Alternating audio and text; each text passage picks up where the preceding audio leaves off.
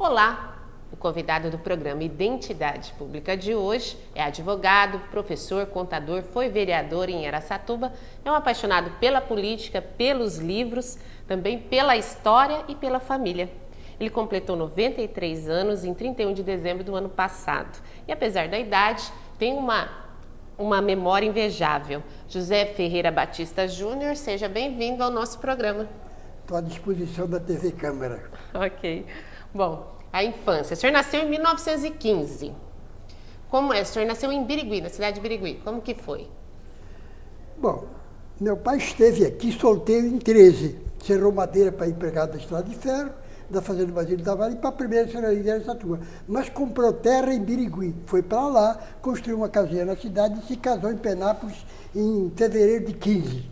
E eu nasci em Birigui em 31 de dezembro de 15, já era distrito. O distrito lá foi instalado em agosto de 15. Fui registrado em Birigui. O senhor é o mais velho da família? Sou o primeiro dos 9. 9 irmãos. 9 irmãos. Ok. Bom, o senhor chegou em Araçatuba em que ano? Meu pai vendeu o sítio em 24 e comprou uma máquina de arroz na Bandeirante número 5 de um vereador de então, que se chamava João Paulo da Silva. Né? A família veio para Araçatuba em janeiro de 25. Bom, em 25 a cidade era muito pequenininha ainda. A Araçatuba era muito pequena mesmo. Pequena. A Vila Mendonça, uma grande parte, era cafezal ainda. O senhor lembra da infância do senhor aqui em Araçatuba? Lembro perfeitamente, porque logo que chegamos aqui, meu pai matriculou a mim e o meu irmão Antônio no grupo escolar, né? Porque nós viemos para a cidade para poder estudar, né? Uhum. Ele não queria para nós a vida dele, que era pegar no cabo da ferramenta, né? Quer dizer, ele queria que os filhos estudassem. Todos estudaram, seu Ferreirinha? Todos estudaram, todos. E o senhor estudou então no Cristiano Walsen, que era a primeira escola ou não? No Cristiano Walsen o senhor estudou? Sim, foi lá que nós entramos primeiro. Era a única escola da cidade? Era a única, depois tinha alguma escola particular, né? Mas lá era a única escola pública e tinha só até terceiro ano primário, não tinha quarto ano não. Sim. Então, aí o senhor quis seguir o estudo e foi para onde? Depois nós saímos do grupo em 28, andamos quebrando cabeça em escola particular e em janeiro de 30, meu pai, como fazia os pais de família, nos levou e me internou num colégio em Campinas, janeiro de 1930. O senhor foi sozinho para lá? Sozinho, sem irmão nenhum, foi sozinho? Não, fiquei interno lá. Uhum. Meu pai me internou, como faziam os outros pais aí, o Palma, o Damião, o Sebastião Guimarães Correia, pai do Zizinho, que foi meu colega de turma na formatura. Que foi prefeito de Araçatuba. Foi prefeito 3 vezes, uma vez nomeado e 2 vezes eleito. Bom, e como que foi essa experiência lá no colégio interno? É muito importante, viu? Aprendi muito na vida lá, vendo a vida dos outros. Sim. Por exemplo, seu Ferreirinha? Os que estavam lá, muitos deles eram filhos de fazendeiros ricos. Então, o que acontece? Toda noite eles tinham dinheiro à vontade para sair e a maioria ia para farra. No outro dia chegava na escola, já tinha perdido a aula 2. E isso me levou a seguinte coisa: filhinho meu nunca será filhinho de papai. E o senhor também já tinha responsabilidade nessa época? Já. Eu observava muito essa vida, né? Porque esses que depois se formaram nunca deram nada na vida, porque eu acompanhei de alguns deles, não deram nada na vida. E falei, filhinho meu nunca vai ser filhinho de papai, não. Bom, e essa preocupação era do seu pai também? Por exemplo, passar essas ideias, ideais também de trabalho. O seu pai tinha essa preocupação? Muito trabalho. Meu pai era muito trabalhador e nós também trabalhávamos. Inclusive, começávamos ajudando nossa mãe, porque era tudo homem, né? Só tinha homem em casa e nós é que tínhamos que ajudar a nossa mãe, né? Uhum. Lavar a casa, arrumar as coisas lá que ela precisava, éramos nós que fazíamos. Depois passávamos a ajudar meu pai na máquina de arroz e café. Bom, eu falei no início do programa que o senhor é um apaixonado pelos livros. Isso começou cedo na vida do senhor? O senhor sempre gostou de ler? Sempre. Continuo lendo sempre. Prometi escrever, não sei se você chegou a ler aquela coisa que eu lhe dei. Lá diz que eu ia escrever um livro, né? Uhum. E ainda continua, só que eu estou atrasando muito. Mas tem muito material para escrever mais de um livro. Com certeza. Agora, uma coisa importante que eu aprendi. Os primeiros professores da criança são os pais. E a melhor aula que eles podem dar para os filhos deles é o exemplo. As recomendações, os conselhos e tudo são importantes, mas só o exemplo arrasta. E nossos filhos sempre viram o pai e a mãe com o livro na mão, desde que nasceram. E todos deram escola. Eu só paguei um ano para a mais velha de faculdade. O resto, ela também se formou e todos se formaram em escola pública. 6 na USP. Uma fez odontologia, o penúltimo fez a UNB e está lá até hoje em Brasília. Os filhos dele é que estão na faculdade hoje. Bom, Sr. Ferreirinha, como foi a escolha profissional do senhor? O senhor tem várias profissões, né? Mas como que começou a carreira profissional do senhor? Olha, a carreira profissional, 7 anos e pouco fui bancário, né? E fui desde funcionário e muito cedo fui a contador. E assessorava o gerente, né? Que banco que era? Banco de São Paulo naquele tempo. Eu fiz concurso aqui, mas fui chamado para trabalhar em São Paulo, comecei lá. Mas em fevereiro de 38,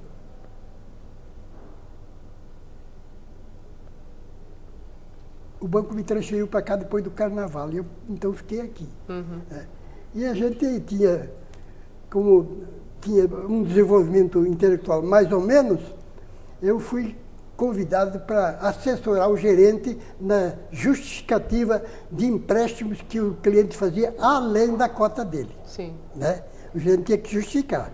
E eles me encarregaram de eu fazer isso. E o gerente assinava tudo. Bom, o senhor também participou do Exército, né? Como que foi essa experiência? Eu estive no Exército de novembro de 36 a dezembro de 37. Trabalhei muito, estudei muito, pratiquei esporte, sempre pratiquei esporte, atletismo, corrida, salto, até boxe eu treinei quando estava interno no Ateneu Paulista em Campinas. Então, eu sempre fui e até hoje eu faço exercício, sempre fiz e faço, porque é importante para a gente manter a saúde e o equilíbrio, né? Então, lá fiz tudo, inclusive curso de cabo, curso de sargento, e a maioria ia fazer curso de alfabetização. E o senhor foi para onde? Não foi aqui? Não, eu fui para Campo Grande com a intenção de entrar no pelotão aéreo, porque eu estudava por correspondência um curso de sargento aviador. E me disseram que o pelotão de Campo Grande era uma boa opção para a gente começar por lá. Eu cheguei lá, não era nada disso. Mas como eu levei a autorização do meu pai, que eu era menor, eu entrei no Exército com essa autorização. Porque foi lá que o senhor resolveu, então?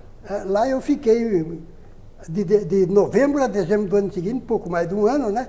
E fiz tudo que era possível fazer, cursos e etc. E me dava muito bem toda semana eu ia na biblioteca buscar livro para ler e devolvia aqueles livros, trazia outros, né? Que eu lia muito no Exército. E era praticamente amigo do comandante da minha bateria, que era o capitão Moutinho dos Reis, que a família era portuguesa também, do Rio de Janeiro. Eles eram lá de uma região importante do Rio. E fizemos amigos, né? Eu emprestava livro para ele emprestava livro para mim. E seus colegas também tinham o costume de ler? Os colegas do senhor colegas tinha diversos e muito bons, viu? Muitos colegas. Só que 2 deles brigavam muito por causa de religião, né? E eu que ficava no meio para passar a briga ou eles conciliar a discussão deles, né? Mas no Exército a gente tinha uma situação boa por causa do conhecimento que a gente tinha. Eu já era bacharel em Ciências e Letras, ainda não tinha feito contador, e lá só tinha um bacharel de Cuiabá, que era Mato Grossense. O resto quase todo mundo lá era analfabeto. Então tinha curso de alfabetização no Exército para eles. Bom, depois dessa experiência do Exército, você voltou para Araçatuba? Voltei logo para Araçatuba direto. Vim para cá, entrei na escola e convidado pelo poeta Almir Rodrigues Bento, não sei se você já viu falar, ele me convidou para fazer parte dele de um grêmio, eu fiz parte do grêmio, Federação de Estudantes de Araçatuba, fundou uma revista que se chamava Ritmo e eu fazia parte era eu e ele na revista.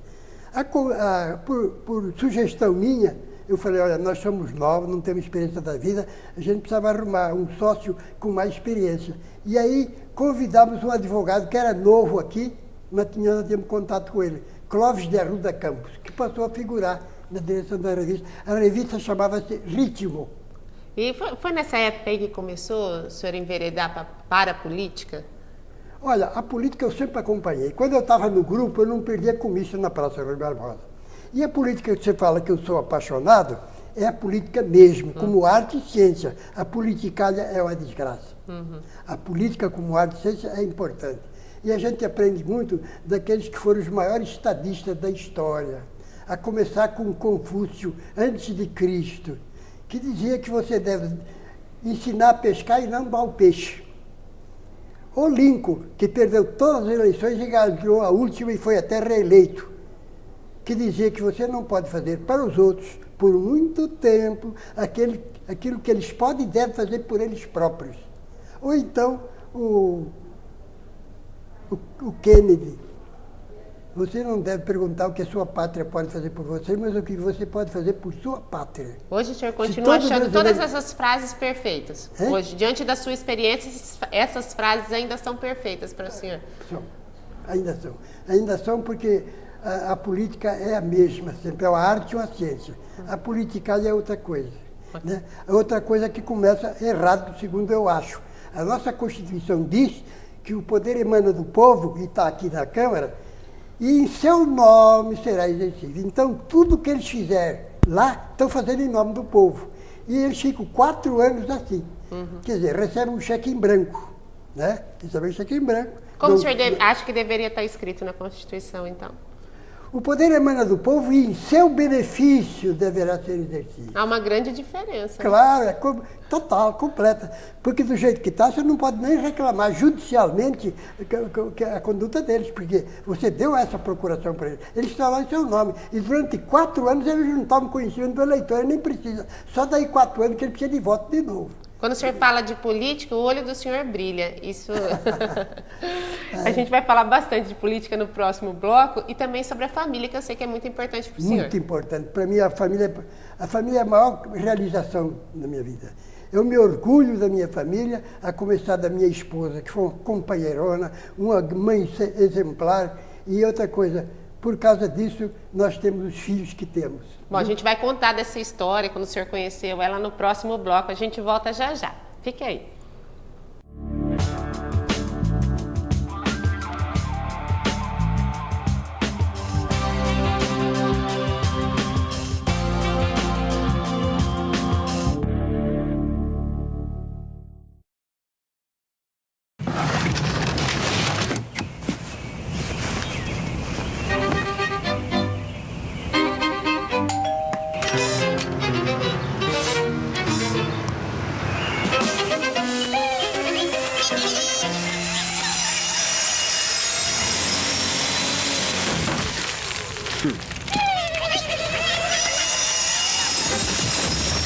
Se você não sabe mais como se livrar das coisas usadas, ligue que o Exército de Salvação retira. Audiodescrição.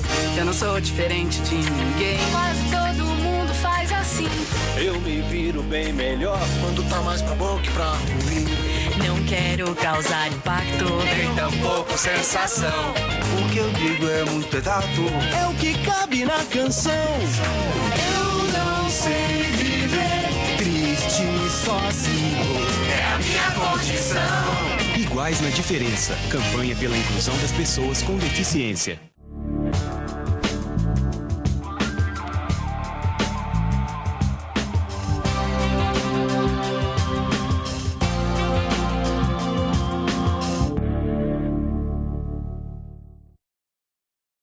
Hoje no programa Identidade Pública nós estamos recebendo José Ferreira Batista Júnior, que é ex-vereador, advogado e muitas outras profissões, né, seu Ferreirinha? Bom, a gente estava falando da família do senhor.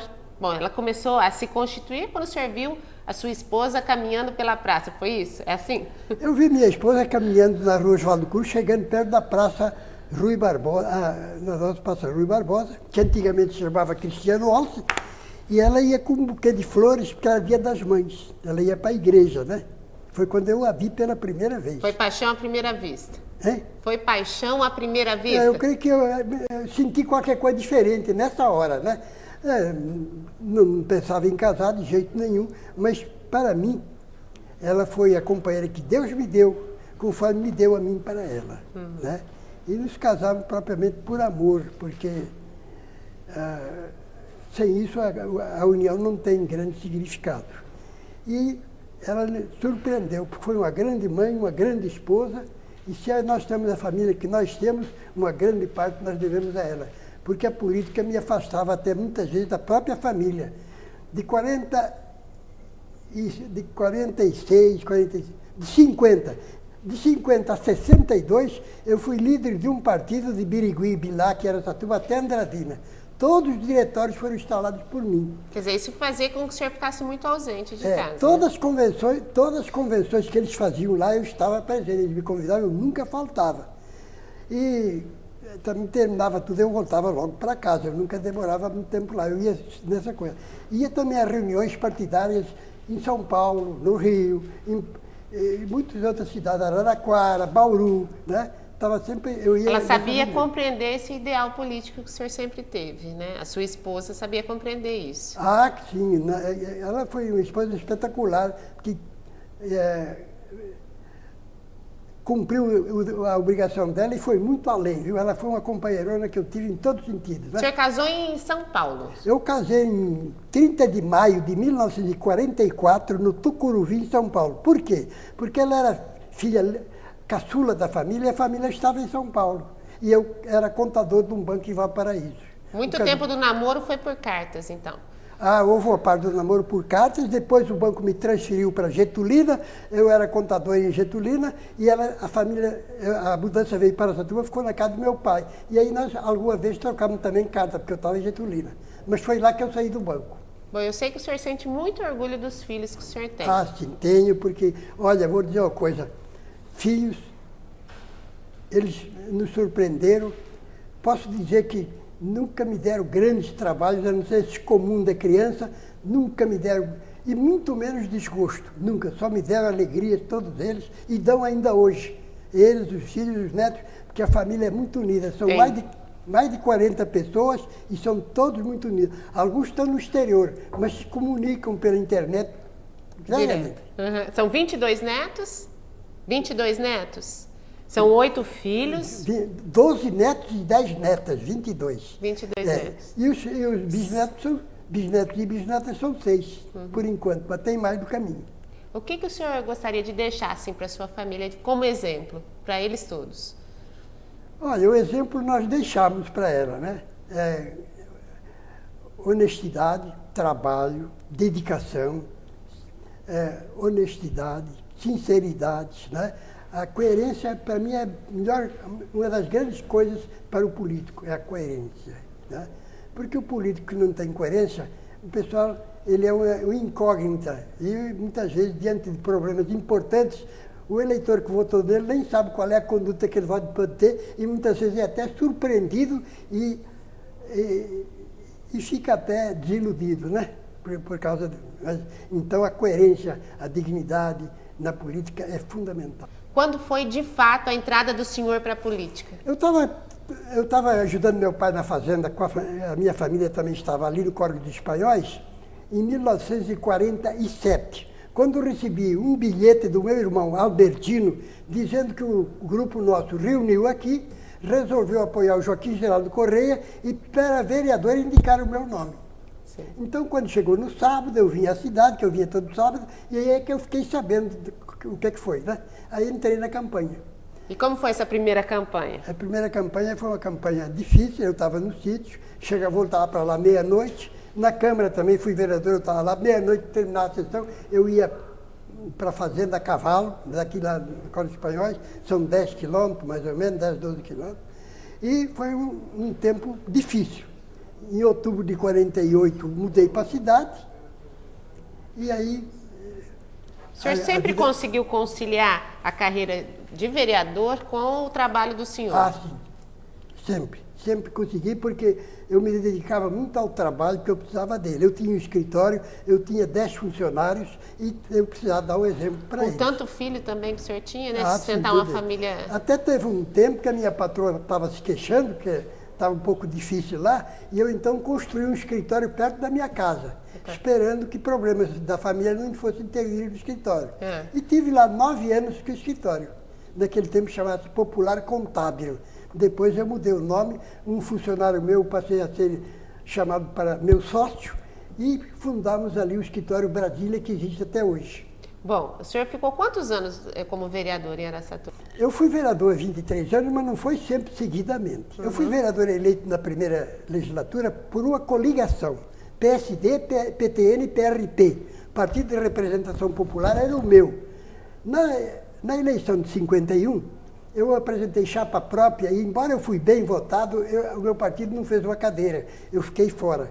Em 55, chapa própria de novo, aí eu fui eleito. A Câmara estava no edifício Arbex. O presidente eleito na primeira sessão legislativa foi o Renato Prado. E o Renato Prado, que era do PSP do Adhemar de Barros, me convidou para ser vice dele. E eu então aceitei de ser vice do Renato. Só que achei uma coisa interessante pelo seguinte: politicamente falando, nós divergíamos bastante. E eu falava isso para alguns colegas.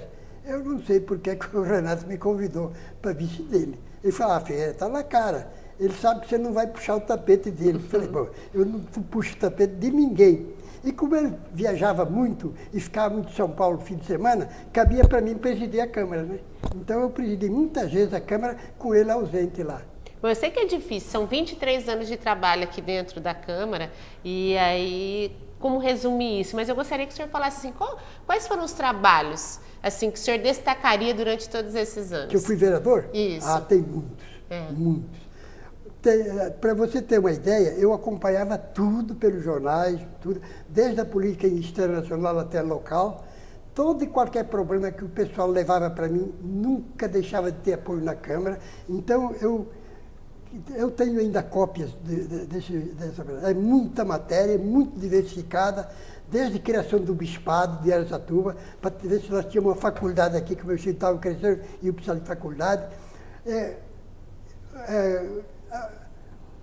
A reativação da estrada de ferro, por exemplo, os trens estavam diminuindo, eu reclamava, apresentava proposições, e eram sempre indicações, requerimentos, projetos de lei, moções, e outra coisa, não só de Araçatuba, mas da região de Araçatuba. Nenhuma cidade da região ficava sem ter um requerimento meu congratulando com o aniversário da cidade, porque Araçatuba era essa da região e tinha que se dedicar também à região. E isso eu sempre fiz com muito cuidado e a Câmara sempre recebia resposta. Quando falecia alguma coisa importante, uma vez faleceu um professor meu, teve o voto de pesar aqui por mim, e eu tenho várias cartas de famílias importantíssimas de lá de São Paulo, do Rio de Janeiro, setor lá, agradecendo. Eu tenho elas arquivadas até hoje, né? Então, eu levava muito isso em conta. Todos os nossos problemas administrativos, por exemplo, educacionais, problemas locais de qualquer natureza, administrativos ou não, a gente sempre focalizava trazendo a Câmara. E outra coisa, sempre eram aprovados. Ok. O que o senhor acha de mais importante, assim, o que contribui para o desenvolvimento de uma cidade? O desenvolvimento da cidade se deve a todos os habitantes da cidade. O dia que todos eles tiverem qualificação, a cidade está lá em cima, né? Porque a questão é essa, quando você estuda e você leva a sua categoria, a sua capacidade, você está contribuindo para o crescimento e o desenvolvimento da sua pátria. Imagine se todos os brasileiros fizessem isso. Crescimento de cada um, então.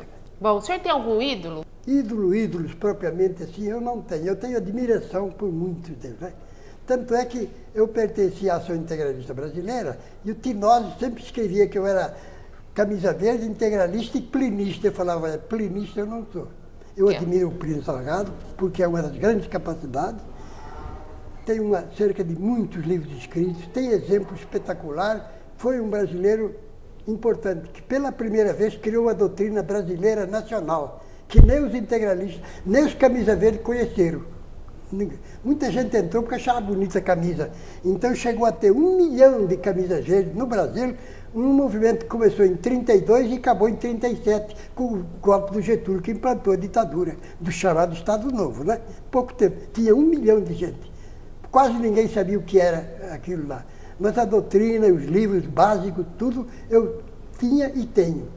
O senhor conseguiu levar durante toda essa vida na política, o senhor conseguiu levar esses ideais do senhor sempre? Tanto quanto possível, sempre. Eu sou fiel a princípios, a doutrinas e até. Eu, por exemplo, sou brasileiro, sou cristão, falo português, porque essa é a nossa cultura. E eu admiro e apoio o árabe, o japonês, aqueles que têm as suas culturas. E é importante dizer o seguinte, o exército americano, quando entrou na Segunda Grande Guerra, os soldados foram preparados para trabalhar no exterior. De que forma? Vocês vão para países, para lugares, cujos costumes são completamente diferentes dos nossos. Eles estão errados? Não, eles estão certos. Você não gosta? Fique quieto, porque nós precisamos ser simpáticos para ganhar a guerra. E eles foram orientados para respeitar a cultura. E nós devemos respeitar todas as outras culturas para que eles também respeitem a nossa. Bom, nesse aspecto, o senhor teve oponentes na política, é óbvio, né? Pessoas que pensavam diferente do senhor. Completamente diferente. O senhor teve inimigos? Olha, eu posso dizer que inimigos propriamente eu nunca tive, mas tive adversários. E os adversários, principalmente, eram ideológicos. E outra coisa, uma recomendação que o Plínio Salzaga dava e que eu cumpri rigorosamente. Tratemos carinhosamente os comunistas, mas combatamos vigorosamente o comunismo. Porque ou ele é bom ou ele é ruim. Concluiu-se que ele é ruim, então vamos combater. Conclusão. Assim, quer dizer que devemos respeitar as diferenças, mas acima de tudo o ser humano. Isso eu respeitei. Tanto é que quando eu fui indicado candidato a presidente da Câmara, que eu sabia que eu ganhava a eleição, e eu tinha 2 concorrentes, o Adelino Moreira Marques foi o primeiro que me telefonou dizendo que ele não era mais candidato para apoiar-me, e se isso pudesse ser retribuído no ano seguinte seria ótimo. Eu agradeci a ele e agradeci os companheiros dele que estavam lá reunidos, o Venturoli, o Zé Romano e outros. E, entrando na Câmara, numa tarde, o Maurílio perguntou se eu tinha falado com o Alceu Cruz. O Alceu Cruz era realmente comunista, mas era alto funcionário em Caixa do Banco do Brasil. Eu falei, olha, eu não falei o quê? Falar o quê? Ah, da sua candidatura. Eu falei, eu não falei, se ele votar contra mim, ele está certo. Ele falou, não, ele vota, pois não vota, ele falou. Eu fiquei intrigado. Perguntei para 2 companheiros meus, sem um saber do outro. Vocês perguntam para o Alceu em quem ele vota e por quê. E ele deu 2 respostas diferentes. Para um, ele falou, voto no Ferreirinha, que apesar de ter umas ideias esquisitas, ele é um cara honesto, sincero, etc. Me elogiou nessa parte moral. Para o outro, ele falou diferente. Voto no Ferreirinha porque é uma cobra menor. Porque o outro candidato era o Hugo Lippe Júnior, que era da UDN. E a UDN, eleitoralmente falando, era muito mais forte que o meu partido. Mas não demorou muito, o próprio Hugo Lippe me perguntou se eu me opunha à candidatura dele, à participação dele na minha chapa. Eu pensei bem, falei, eu disse que ele estava desistindo. Ele falou, olha, Hugo, se os meus companheiros não fizerem, eu também não faço. E ele acabou sendo o primeiro secretário da minha mesa. Bom, seu Ferreirinha, é impossível falar da vida do senhor em meia hora, né? Que é o tempo do nosso programa. E ele já terminou. Eu queria que o senhor deixasse aqui, para finalizar o nosso programa, o que o senhor deseja para Araçatuba e para a população daqui.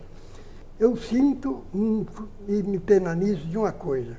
Araçatuba devia estar numa situação muito melhor, muito maior do que está hoje, comparada com Rio Preto, Prudente e Marília.